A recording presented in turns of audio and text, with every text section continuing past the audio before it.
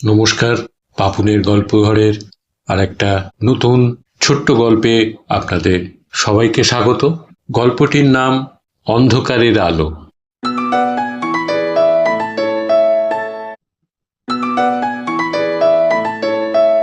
Hello, আমি psychiatrist doctor Arindam বাগচির সঙ্গে কথা বলতে পারি?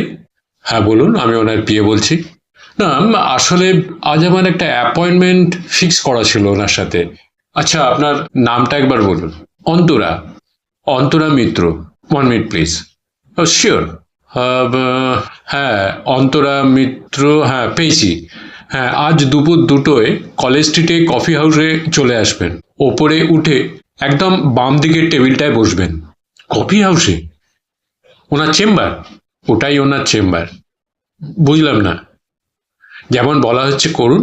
আর আশা করি আপনার জানা আছে ডক্টর পার পেশেন্ট সময় দেন অনেক বেশি, তাই তার চার্জটাও একটু তুলনায় বেশি। হ্যাঁ জানি, money is not the problem, I want solution. I am tired with my life. বেশ, তাহলে 2টোয় চলে আসুন, রাখলাম। Have a nice day. কি অদ্ভুত, কফি হাউসে কোনো ডাক্তার দেখে? পাগল দেখতে দেখতে ডাক্তারও পাগল হয়ে গিয়েছে বোধহয়। কিন্তু আর পারা যাচ্ছিল না। রাতে ঘুমের ওষুধ ছাড়া ঘুম নেই, নানা রকমের বাজে দুশ্চিন্তা, আদৌ যার কোনো ভ্যালু নেই। সবসময় একটা ভয়। কিসের ভয় ভাবতে বসলে আর কোনো উত্তর মেলে না, কিন্তু ভয়টা জাঁকিয়ে ধরে থাকে সব সময়।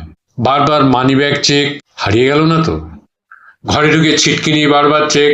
ও জানে ভালো করে যে ছিটকিনি ও টেনেছে, তাও মনে হয় যদি খোলা থেকে যায়। বাড়াবাড়ি পর্যায়ে চলে যাচ্ছিল। সবাই বলতো কেমন মনমরা হয়ে থাকে সব সময়। শেষে নিজেই সাহস করে সিদ্ধান্তটা নিয়ে নিলই অন্তরা। স্নান করে হালকা একটু খেয়ে রেডি হয়ে নিল। ক্যাব বুক করে পৌঁছে গেল কলেজ স্ট্রিটে। ওপরে উঠে বাম দিকের টেবিলটায় গিয়ে বসলো। কফি হাউস অন্তরার পছন্দের জায়গা নয়, সিগারেটের গন্ধ সহ্য হয় না একেবারে। 2টো বাজে মিনিট 10 দেরি। কফি হাউস আজ তুলনামূলকভাবে অনেকটা ফাঁকা। সামনের টেবিলে একটা প্রায় সমবয়সী ছেলে কফি নিয়ে ফোন ঘাঁটছে। সবাই নিজের নিজের মতন গল্প করছে, ধোঁয়া ওড়াচ্ছে। 2টো বাজলো, 2:15, 2:30। ফোন করলো, ফোনও তোলে না। কি অদ্ভুত। হঠাৎ করে সামনে বসা সেই ছেলেটা উঠে তার টেবিলে এসে বসলো। এক্সকিউজ মি, আপনাকে অনেকক্ষণ ধরে দেখছি। আচ্ছা, আপনাকে কি ডক্টর বাগচি এখানে আসতে বলেছেন? বিস্মিত হয় অন্তরা। আপনি কি করে জানলেন? না, আমারও তো সেম কেস। এদিকে ফোনও ধরছেন না। কি যে বাজে ঝামেলায় পড়লাম। দেখি আর আধ ঘন্টা মতন। মনে তো হয় না আর আসবেন। দেখা যাক। অল্প বিস্তর কথা হলো। অন্তরা ভীষণ ইন্ট্রোভার্ট। অচেনা লোকের সঙ্গে একদম কথা বলতে পারে না। তাও ছেলেটার সঙ্গে অনেক কথা বলল।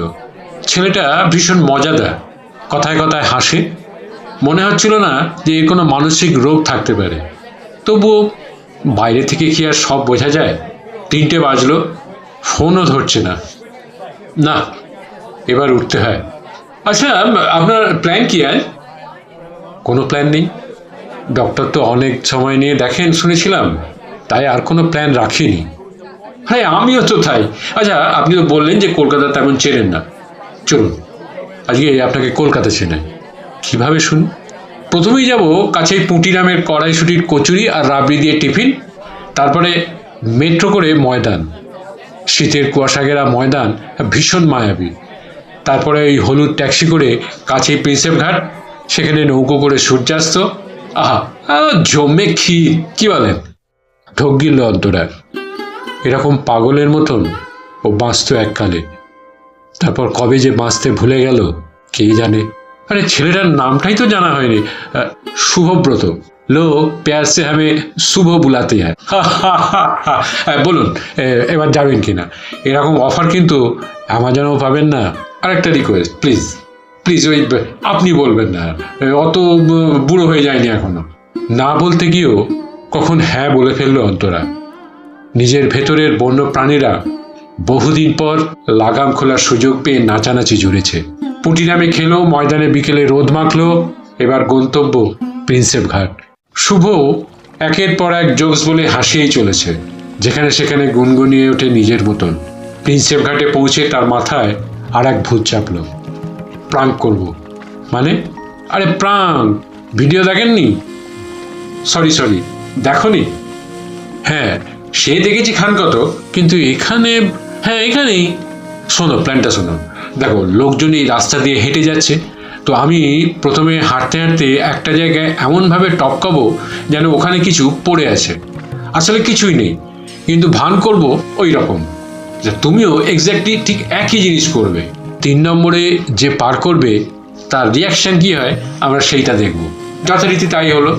প্রথমে শুভ করলো, দেখা দেখি অন্তরা, ওদের পরে আসছিল একটা ছেলে হাতে ক্যামেরা, সেও দেখা দেখি ওইটুকু জায়গা লাফ দিয়ে পার হলো, কিন্তু ঘুরে কিছু দেখতে পেল না। ওদের তো হাসতে হাসতেই পেট ব্যথা, হাসি থামতেই চায় না। অন্তরাও হাসলো প্রাণ খুলে, অনেক দিন পর। এরপরে নৌকো নেওয়া হলো 1 ঘন্টার জন্যে। সারা নদী যেন সোনায় মুড়ে গেছিল।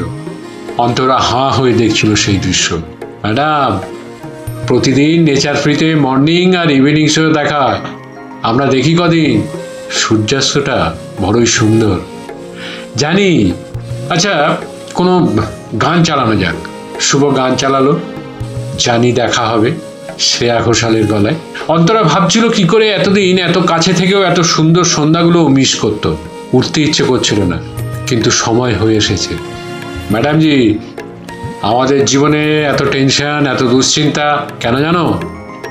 আমরা এই মুহূর্তে না বেঁচে ফিউচারে বাঁচতে চাই, which you obviously can not do. ফলে এইসব আসে। যে আজকের দিনটায় বাঁচে তার টেনশন করার সময় কোথায়? Live madam, live. মরার আগে বেঁচে নাও, বুঝলে? অন্তরা তখনও ঘোরে। অনেকদিন পর একটা সত্যিকারের ভালো দিন কাটলো। রাত হয়েছে, ক্যাব বুক করলো। আসার আগে শুভকে নিজের নম্বর দিল, মিস কল করে দিতে বলল, সেভ করে নেবে। এরকম ভালো বন্ধু আজকাল সহজে পাওয়া যায় না। ট্যাক্সিতেও সেই ঘোর যায় না। হাসি ফুটে ওঠে মুখের কোনায়। অনেকদিন পর হোয়াটসঅ্যাপ খোলে, অনেকক্ষণ খোলা হয়নি হোয়াটসঅ্যাপটা। দেখে ডক্টরের পিএর মেসেজ, অ্যাকাউন্ট নম্বর দিয়ে দেওয়া হয়েছে, তাতে ভিজিট অ্যামাউন্টটা পাঠিয়ে দিতে পারে। দেখি মাথাটা গরম হয়ে গেল। How careless and arrogant. Phone করে, ঝাঁঝালো গলা বলে, কিসের ফিস? হ্যাঁ, কিসের ফিস? ডক্টর তো আসেনি। পিএ অবাক হয়, আরে সারাদিন তো আপনার সঙ্গেই ছিলেন ডক্টর। শুভর তখনকার মিস কল দেখে হোয়াটসঅ্যাপ নম্বরটা খোলে অন্তরা মেসেজ করার জন্যে। দেখে নিচে ছোট্ট হরফে জল করছে একটা নাম, ডক্টর অরিন্দম বাগচি। আর প্রোফাইল পিকচারে একটি বিখ্যাত লাইন, বাংলা মানে করলে যেটা দাঁড়ায়, অন্ধকার কখনো অন্ধকার নেভাতে পারে না, শুধু আলোই পারে। যদি ভিডিওটা ভালো লেগে থাকে তাহলে চ্যানেলটিকে সাবস্ক্রাইব করে পাশে থাকা বেল আইকনটিকে প্রেস করে দেবেন, যাতে পরবর্তী ভিডিও দিলে সাথে সাথে তার নোটিফিকেশনটি আপনাদের কাছে পৌঁছে যায়। লাইক করবেন, কমেন্টস করবেন, ভালো লাগলে শেয়ার করবেন, পাশে থাকবেন। ধন্যবাদ, নমস্কার।